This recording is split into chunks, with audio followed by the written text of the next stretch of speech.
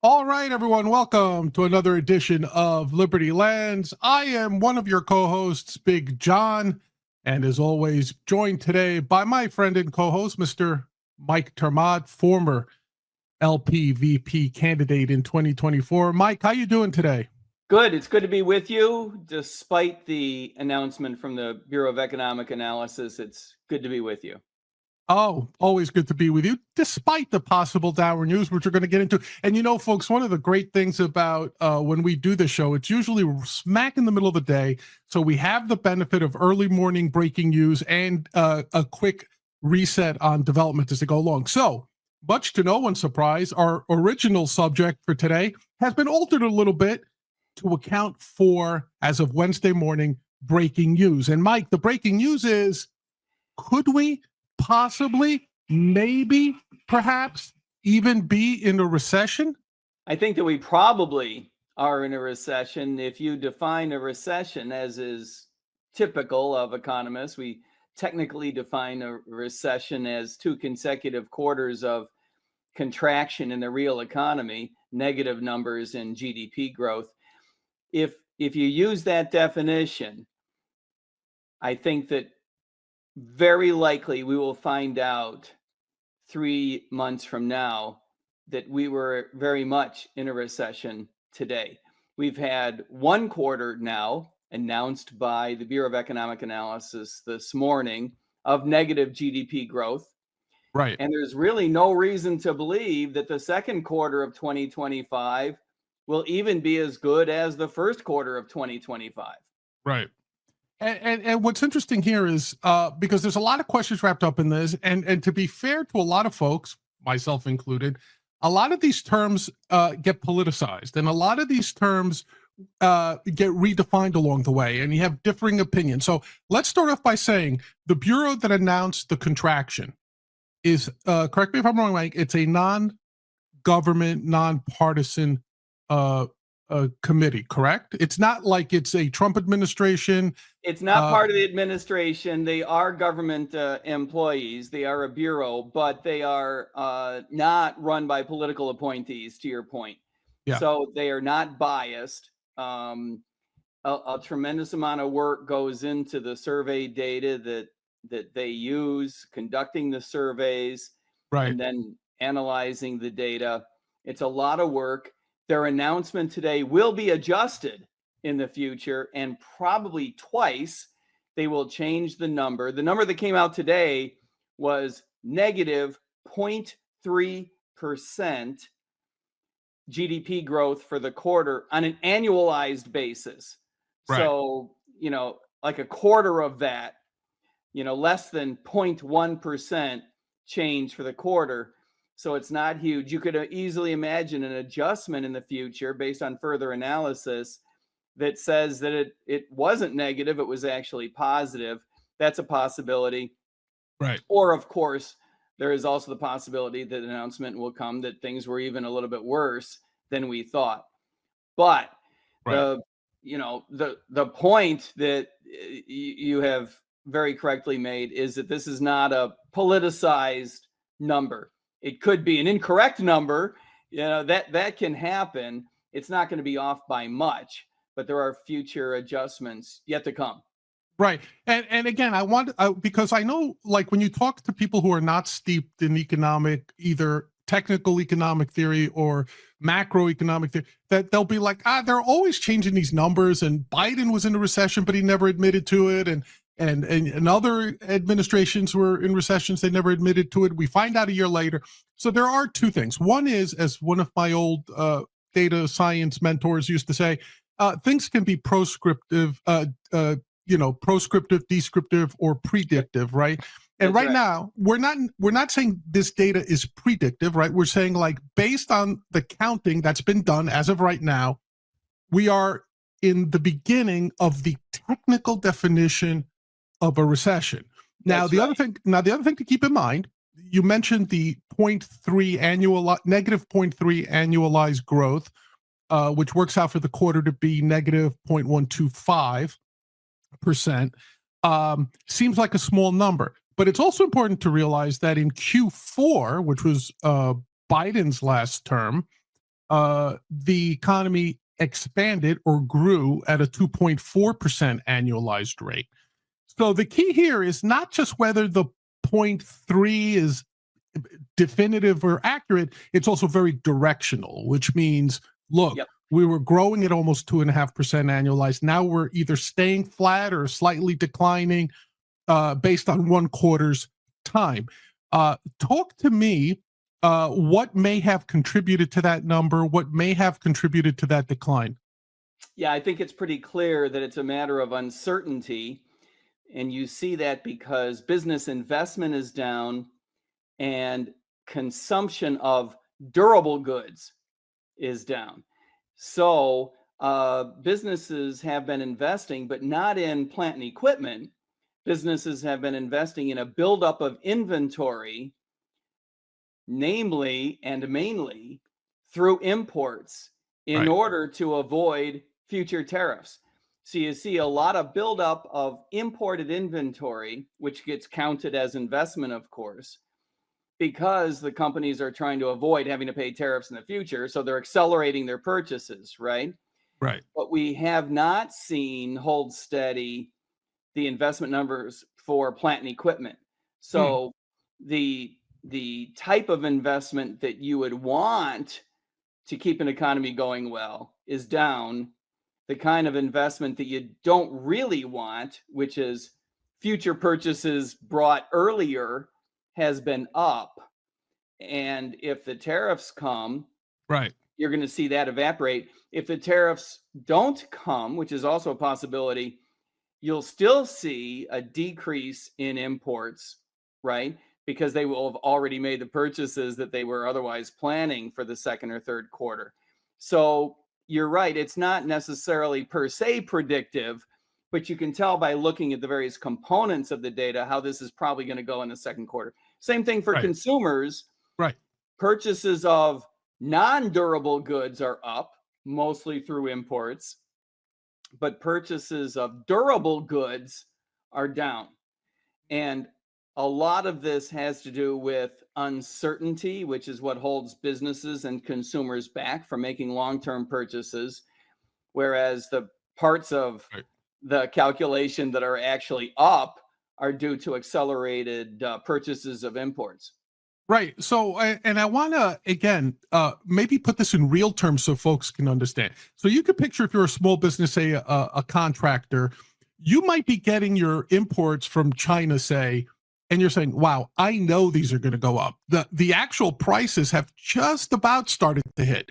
But picture yourself 2 weeks ago, 3 weeks ago, when the president announced these massive tariffs. You're like, I better order everything now, whether it's lumber, plastics, plastic components, or things of that nature that we import from China.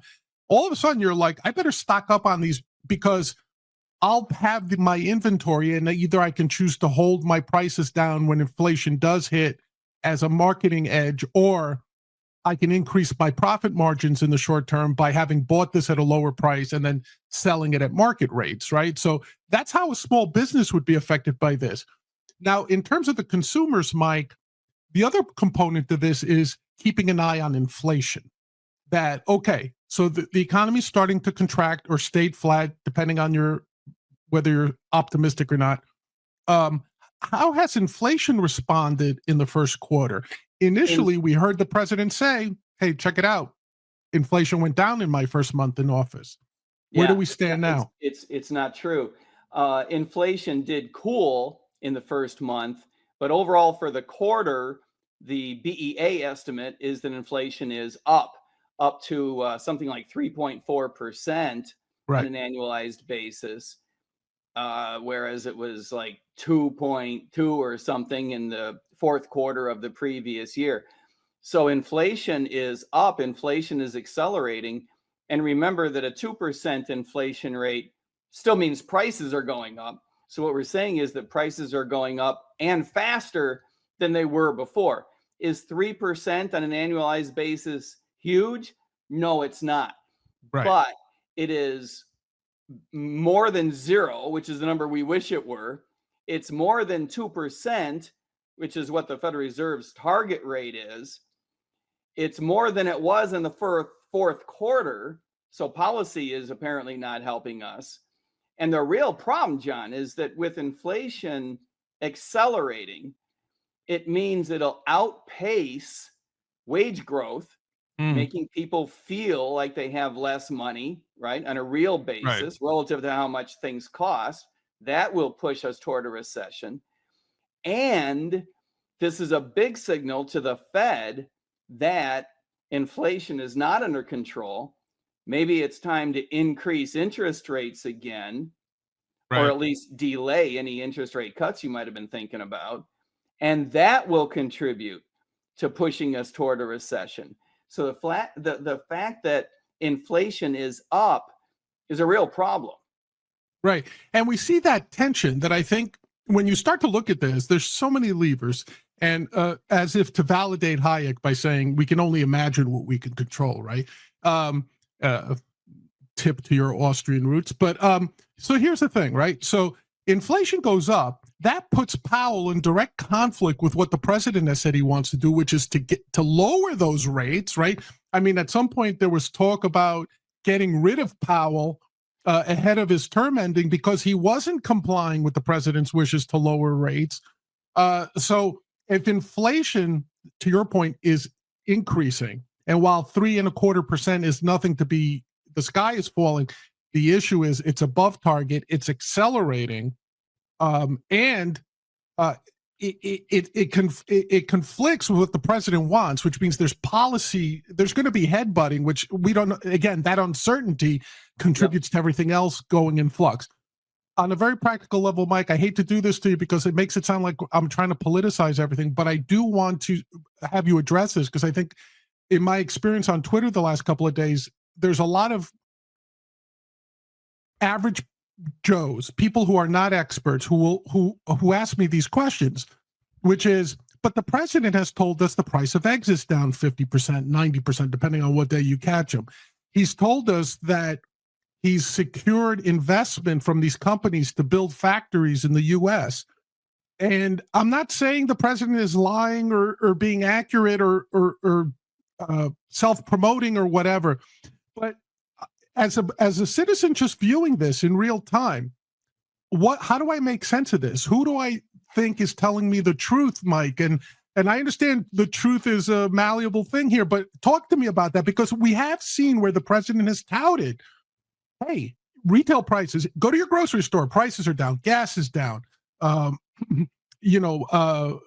no, I get you. Look, in most places, the price of eggs is down. The price of gas has come down. The White House has gotten wrong the numbers that they have touted on both of those things. But in general, prices have come down for those couple of things. The problem is that for most of the other billion things that we count, the prices are up. And Right. they're up because not only because the Fed had pumped a lot of money into the system over the past several years, which is not, the White House's fault, but also because people are scrambling to buy things ahead of the tariffs. So the tariffs are having a little bit of preliminary effect just Right. based on, expectations. So these are real problems that are going to have to be addressed. It is certainly not Jerome Powell's fault that there was a blip in a quarter, but I do lay at the feet of the Fed the problem that they have pumped so much money into the system the last few years that has caused the inflation overall. We Right. need to resist this idea of the White House pressuring Powell, pressuring the Fed, threatening to replace Powell. It is, of course, the Fed's independence that allows it to fight inflation at all. We see around the world, any central bank that feels under the gun from an elected administration is going to behave in ways that are not in the long run interest of their currency, the value of their currency, or of their economy. And to expand it a little bit more, and I agree with everything you said, obviously, but so I'm sticking on this because, again, I could hear the questions in the audience, right? Which is, I just heard IBM is opening a new plant. I heard NVIDIA is building a chip plant. I heard all these companies that kind of got grabbed by the throat by Trump and Besant and said, okay, we're bringing stuff here. And they is might this in the future. right? Is that negative or positive overall? And how do we think it plays out? Do we think that Hyundai vehicles built in America, which the administration this morning said will only be exempt from tariffs if 85% of the car is built and finished in Right. the US, right? So under those conditions, do we think that's a net positive? I mean, aside from the 1,500 or so jobs that might be created at a particular factory, do we think it's a positive when those US built automobiles are going to, by definition, be more expensive than, in the case of Hyundai, their Korean counterparts say? So Well, like where's the most balance in things, that? it is complicated. In the main, it's a bad idea to interrupt the way that these markets work, because the most efficient way for markets to work is to be left the hell alone so that Right, the private sector can make the best decisions right, possible. The one thing that the administration's policy has going for it is a recognition that if we got into a conflict with China, for example, or Russia, we would potentially have a problem accessing supply lines to certain goods that might be critical, and right, therefore it would be good if these things were produced and sent to us from more friendly nations or produced here in the United States. That's the idea behind using the tariffs strategically. But most of these things don't fall into that category, right? They just fall into the category of the White House wants to have certain things made in the United States because the White House wants certain things to be made in the United States. right. And that is a very inefficient way to go. We do not have an employment problem in the United States. We do want the wage rate to come up. That's true. But there is no reason to believe that investing in the manufacture of automobiles is going to drive up the wage rate for Americans more generally. I think that Right. the best way to drive up the wage rate in the long run is to invest in technological advancement and invest heavily in the education that's going to allow individuals to play a role in that technological advancement. And none of that speaks to investing in the very 20th century business of making cars, right? Right. There is a lot about an automobile that's 21st century. Absolutely. I'll give you that. Elon Musk proves that every day, right? With the technology that goes there. But that probably means that the United States should be producing the high tech pieces of that and exporting those to people who can actually put the car together in a cheaper fashion. Now, yeah, if there's a place in the United States where there's excess labor, there aren't too many of those places in the United States anymore. But if there were such a place and the labor, just didn't align with the high-tech demands of the 21st century economy, Right. then you might have opportunities to drop an automobile plant there Mhm. and soak up that extra labor and boost the wage rate and take advantage of what would otherwise be low wage rates in relative terms in order to make an automobile more cheaply. That phenomenon is called the 1990s, right? A lot of people Right. did that, and it was a good idea, and it did work. And I think that we have moved on from that. We Right. just don't have a high unemployment rate now, and we don't have a lot of people who should be putting together cars instead of working high tech. And it's also the fact that we have more manufacturing jobs than potential employees. There are jobs that are going unfilled in this country right now. The last piece of this, Mike, that I want to tie this up with is I could see Joe MAGA out there saying, well, we got to trust the president because, yeah, inflation might be up. Yeah, the economy might have contracted. Yeah, these jobs may or may not appear and, they may not be too much. But you know what? His end goal, despite his initial claims, is not to use tariffs and manipulate the economy necessarily for negotiation, because at the end of the day, we're going to get rid of the income tax and replace it with tariff money. Tariff money is big and beautiful, according to President Trump.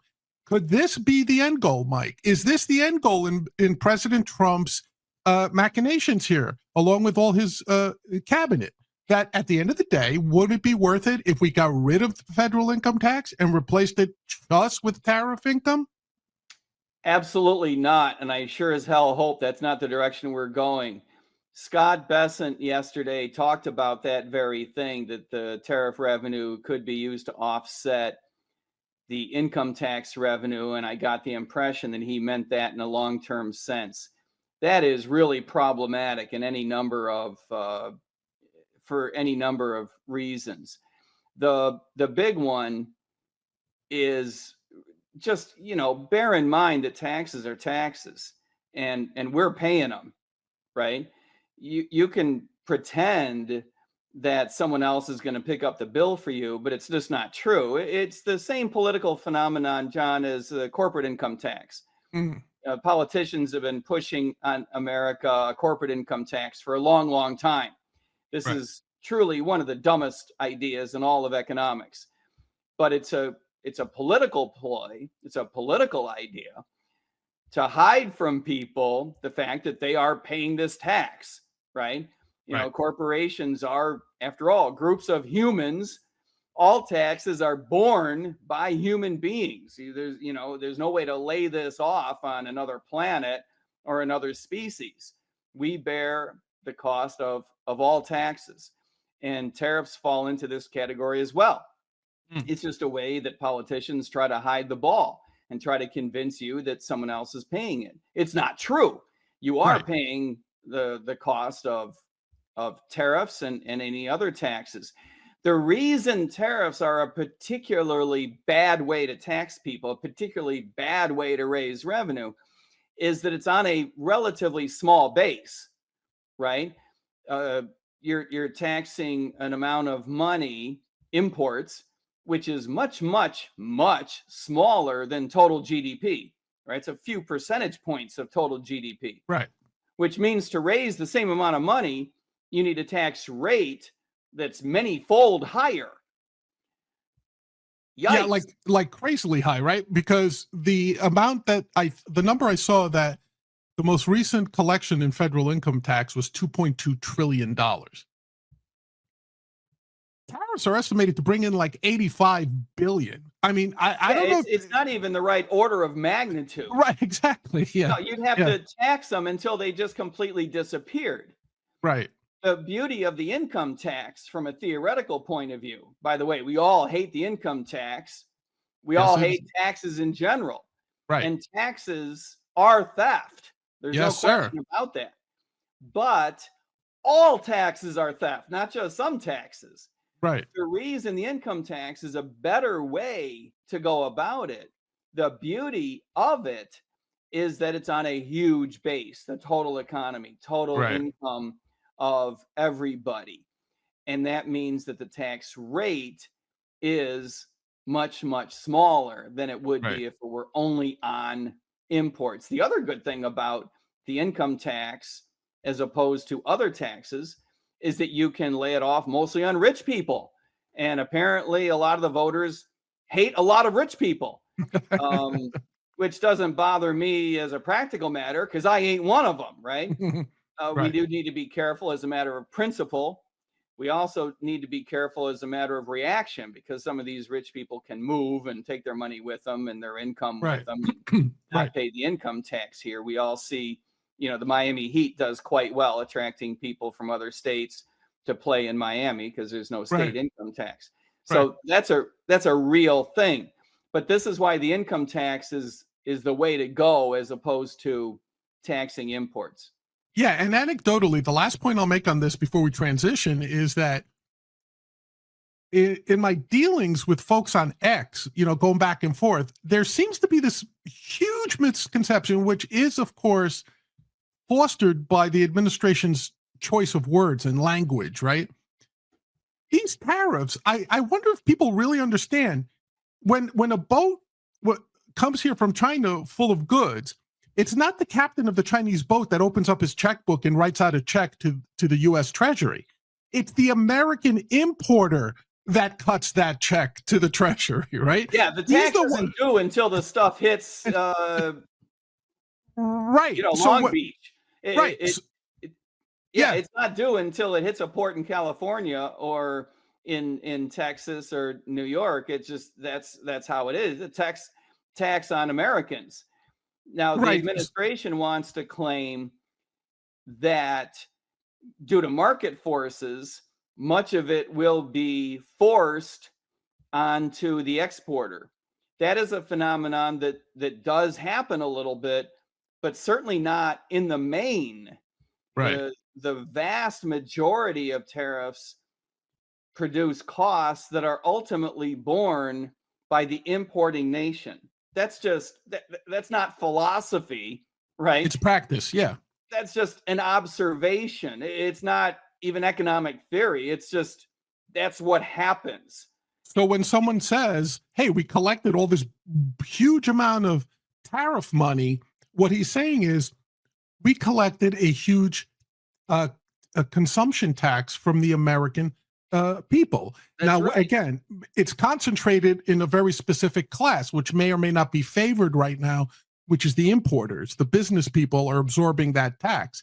And But they will pass on most of that to consumers. and And that's and and that's what that we tax, which is right. on consumers, it doesn't get borne mostly by rich people in a progressive fashion. It's in proportion to how much you spend. So yeah, rich people end up paying more of it because they buy more stuff.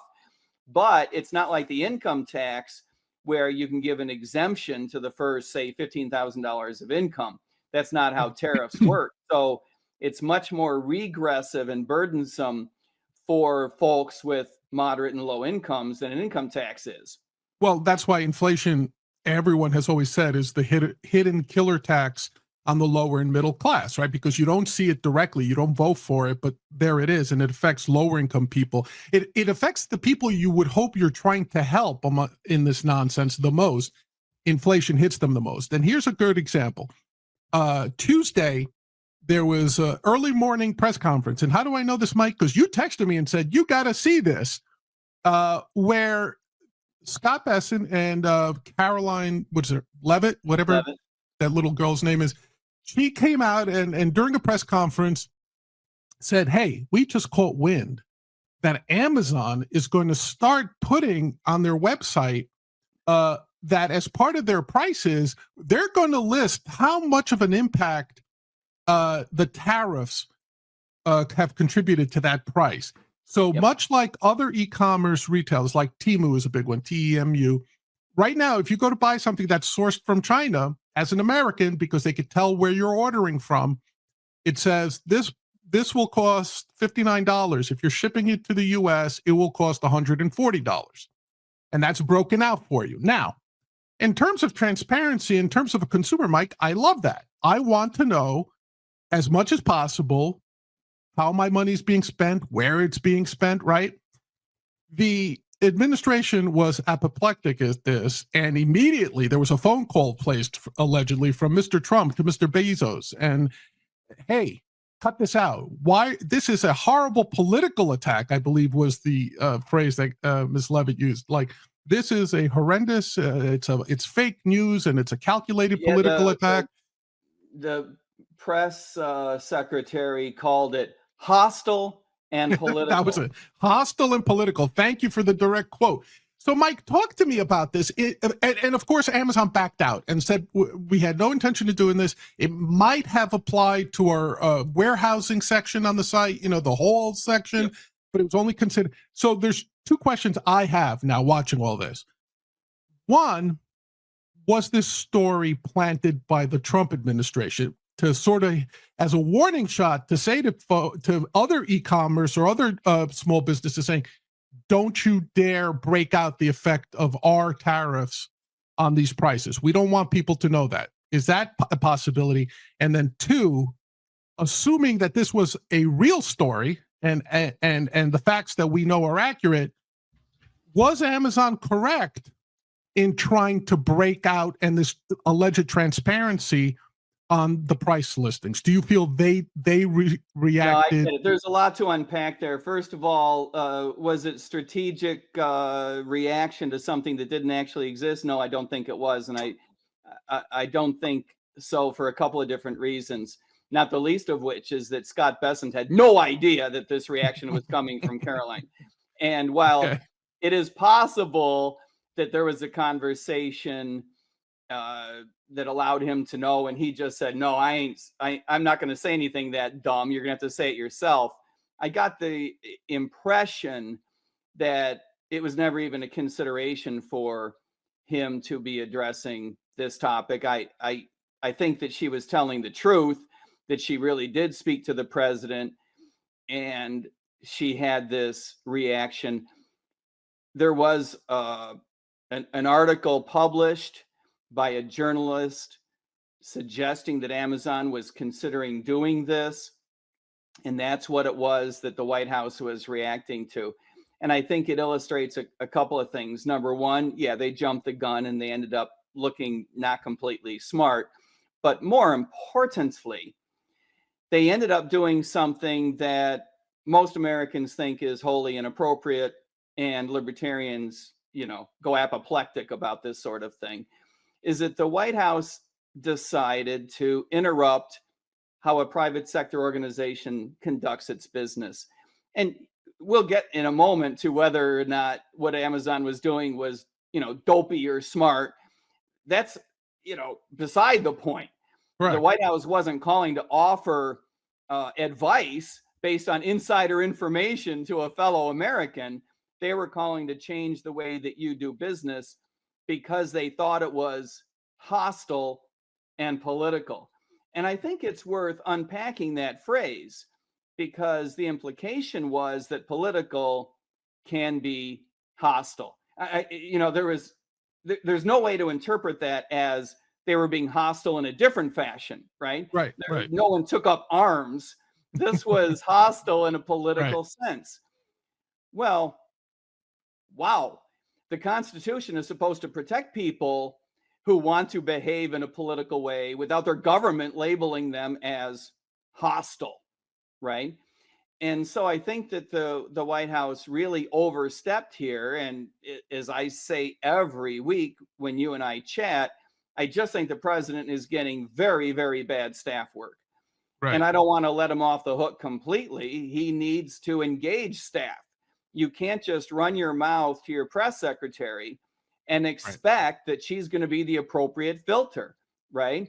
Because you can imagine how this goes. Someone goes into the Oval Office, says Amazon is trying to embarrass you. Right. And he's like, what? I hate that. Tell him to cut it out. And then, she runs back to the podium and says, we hate this and we want them to cut it out.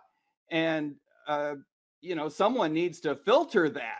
That needs to go through, I don't care what kind of person, an economist, an attorney, a grown-ass adult, someone who can filter what it is that the White House is saying in public. It is not the president's job. And, I criticize the president plenty, but let me just stand up for him for a moment. It is not his job to figure out which syllable and which spelling and which punctuation on every statement that comes off of that podium. Sure. It is his job to say, I'm pissed, right? That's okay. That's what he was elected for. He was elected to be pissed off at certain things that reflect what we're pissed off about. Now, he might get that wrong, right? And we're going to criticize that in a minute, but it's legitimate for him to be upset about something. It is not okay for thousands of people surrounding the president to just take his raw, I'm pissy, go to the podium and run down a private company. That's not how this works. Worst case scenario, someone should be saying to the president, I get that. Here's a phone. Right. But nobody did that until later on in the day. And everybody wound up looking slightly silly, including Amazon, including whoever it was who leaked the story. Jeff Bezos ends up looking bad. Donald Trump ends up looking bad. Caroline looks awful. Horrible. Like she usually does. She just looks awful. Scott Bessent looked bad. And the Treasury Secretary of the United States of America is a big deal. I don't know how to convey that. in stronger language. This is one of the most powerful human beings on this particular planet. Right. And he is standing there while Caroline runs her mouth on Jeff Bezos. That is not acceptable. That is Right. just not how we should be doing business if we want to be taken seriously by A, the rest of the world, and B, the domestic population of the United States of America. We need to grow up and do a better job of conveying the president's emotional response, which is absolutely elected and legitimate, with language that reflects reality Right. and a better opportunity to succeed in achieving his objectives. Because going to the podium and running down Jeff Bezos is not helping the president. It's If you're not really loyal, give the guy a chance to succeed. Hey, boss, here's a phone. right. And I know we're going to talk about the Amazon situation specifically in a second, Mike. But before we get to that, I want to build on what you said, because we say it every week. We almost sound like a broken record, but it's absolutely true. How much of this is, even if I give Caroline Levitt, I keep saying Caroline because to me she seems like a lost teenager at that podium, but Ms. Levitt, give her the benefit of the doubt that she truly loves and believes in the president, which I have no doubt of her sincerity in that regard. No doubt. Right? But would the president be better served if she was like the assistant press secretary who was running around smiling and cheerleading, as opposed to someone at the podium who now is surrounded, I was going to say by a sycophant media, but I'll rephrase my internal monologue and say a more friendly media, ever since they allowed like the Tim Pools and the DC Drainos of the world to have their section and ask their planted questions. How much does that contribute to this? Because really, part of having an opposition press in there, and full understanding that, say, leftist administrations did not have a true opposition media in front of them. Having said that, it's quite a different relationship. I'll give you that. Absolutely. Part of it is you would have to watch what you said, because there was like a Tim Russert or who else was in there?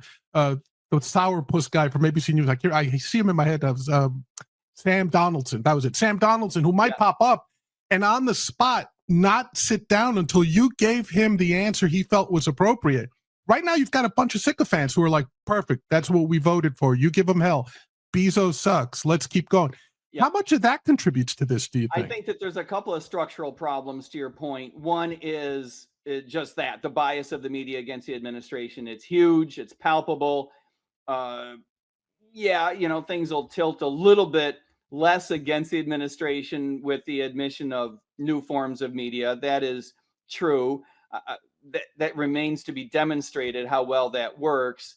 And it is true that past administrations were given more the benefit of the doubt. In many cases, not much, but certainly more than this one gets. The other structural problem in that room, in my view, is that it's physically managed incorrectly. I think that we look stupid to the rest of the world by having a press corps behave in a professional manner that includes screaming. You're in the White House press briefing room, and the way this works is some of the most important journalists in the world trying to scream over each other their questions. And then, the president walks to the helicopter and you do more screaming. And then he walks from one room to another and you're screaming over each other again. It's a bad look, and it's inefficient, and it's ineffective, and it breeds greater contentiousness. Right. Because it gives these journalists a reason to harbor resentment. Oh, he didn't call on me. When he finally does, I'm really going to be pissed. And I'm going to ask the question I've been dying to ask. And now it's 3 days later and I got to change my question, but I'm not changing my anger. There's just this downward spiral of emotional vitriol in asking these questions. And it's a bad way to manage it. You don't see this, by the way, anywhere else in the world. You don't see it in other countries addressing their elected head of state. You don't see it in the corporate world. You don't see it when someone needs to answer questions for the press when they represent, the Boy Scouts in Arlington Heights, Illinois. You don't see it in any other venue. The way that the press are managed is just dumb. And I think that because we have allowed it so long, the Trump administration felt like Caroline would be the right person because she's got the right personality to scream back, right? Okay, well, how about this as an alternative? Put someone in there with a little bit of gray hair to say, cameras off, lights off, phones off, you all sit down. Let me explain how this is going to work. And by the way, this is, January 21st at 8:30 in the morning, right? Let me explain how this is going to work. We're going to take turns answering questions. I'm going to call on you and you get to answer your question. If you speak over me, you're not invited back tomorrow. You're all going to behave like adults. We're going to get all your questions answered. And if you don't have a chance to answer your question, you can write it down and hand it to me on a piece of paper, and I'll do my best to get back to you. Or maybe you're going to have to wait until tomorrow. But the laws of audio physics do not suggest that your questions are going to move faster because you all scream at the same time. Right. And I think that, for the youngsters out there, go back and watch video of like Tony Snow handling the media in a dignified fashion, right? You didn't treat Tony Snow like a jerk and live to regret it. And he didn't treat the press like they were jerks. People treated each other the way they actually are, which is professionals. And in the case of the White House briefing room, important professionals. This isn't the Boy Scouts in Arlington Heights, Illinois. This is the White House, is the most important press relationship in the world, and it's badly, badly managed. I agree. And to your point, it's bad enough when it's unilaterally someone's adversarial. When it's bilateral adversity, it becomes a cacophony at the end of the day, and it's just who can get off the best one-liner. I agree with you, and hopefully it'll change, but I don't see it changing. Let's wrap this up now. Was Amazon, to the extent that we think they were considering this move with the pricing, and other retailers like Temu and China and things like that, do you think this is a good move strategically, or do you feel they should, hey, the president's trying to accomplish something, let's be good citizens and sort of comply with what he wants? If you were Jeff Bezos, right? Yeah, what would you do? Given that the White House has chosen to be antagonistic about it, I think that you're going to have to put your tail between your legs and do whatever the White House says. And it's a real shame. I think that's unconstitutional. But if I were sitting on their board and Jeff asked me what we should do, I would say, you're going to have to suck it up. It was a good idea, but it's a good idea whose time has not come. Now, the White House also reacted later on in the day by saying Amazon should fire its economists because they got the economics wrong. Right. Bullshit. Right. What Amazon was going to publish was the cost of the tariff. Full stop. The cost of the tariff is what the cost, that's just, 10% times how much comes in. There's no getting around that. Right. What the White House wants to argue is you shouldn't be publishing that number because market forces are going to force someone besides the American consumer to pay it. Well, that may be true, and that will get reflected in the ultimate price that you pay. Right. But that's got nothing to do with the fact that whoever was the supplier who is selling this through Amazon, in some cases Amazon itself, had to pay that amount of money. Is that a political act? Possibly. Should Amazon be allowed political acts? Yes. Is it possible that it would be in their interest as a part of their business model and branding to reveal that number? Absolutely, because remember, as much as we view Amazon as a monopolist, they're not. They're competing around the world. They compete most especially with Alibaba, the Chinese version, and they compete with brick and mortar, and they compete with Walmart, who came out with their own statement, who said basically we would never do anything that stupid. And of course, they came up with that statement because the Trump administration was going after Amazon. That made me laugh. Right, of course. That's just vulture media management, which I thought was quite funny. Yeah. And it brings up another point, which is the White House is perfectly willing to say things that are just factually untrue and simultaneously say that we have something, some comment, some rude thing to say about a private sector organization. Right. That's not your business. Even if you were to get it right and you didn't, that's not your business. And this, it does bring up any number of other examples of the White House getting involved with the private sector. Many of these have been negative. Some have been positive. What do we have to say about all that? I think it's mixed. I think that even when it's positive, it should give us pause. Is it okay for the administration to say all kinds of nice things about Tesla?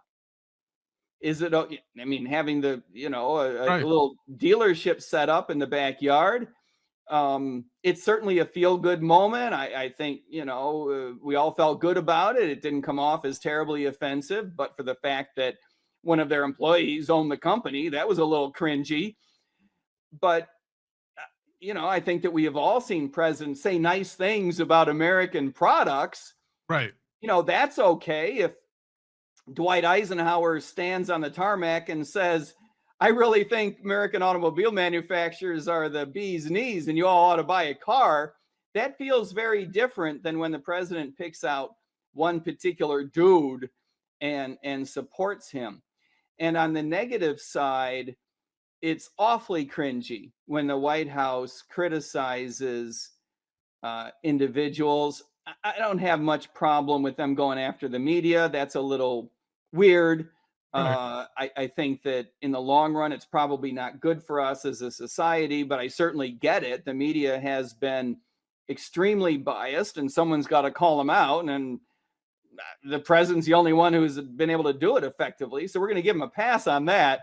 But when he goes after law firms, for example, that have participated in cases against either him personally or his administration in the past or currently, I think that we ought to have a problem with that.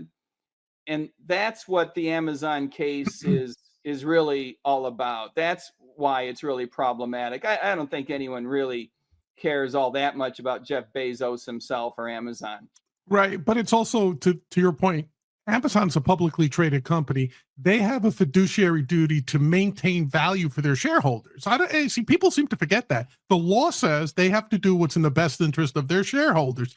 So to the extent that if you have a president running down your business practices, what's your fiduciary duty? Is it to stand up to him?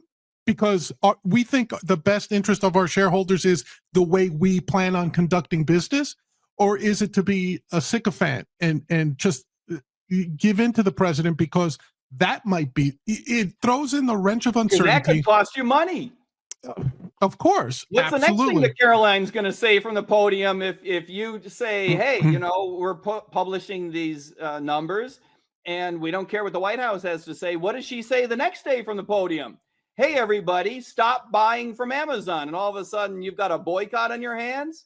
Yeah, and it also opens up a whole lot of things, like much like with the tariffs are on and off, the timing, the options volumes, where you have allegations of people knowing these announcements are coming and taking market actions on it. Like I'm telling you, Mike, if you look at those option volumes right before these major announcements, there's something fishy going on, in my opinion, with a lot of these hedge funds. But that's just Big John's opinion, not yours, nor any law enforcement agencies.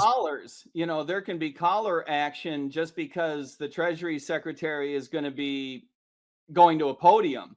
Right. You may not know whether he's going to say the tariffs are going up or they're going down, but he's going to say something that could, be a lot crazier than what would have been said 12 or 16 years ago. So you want to collar that.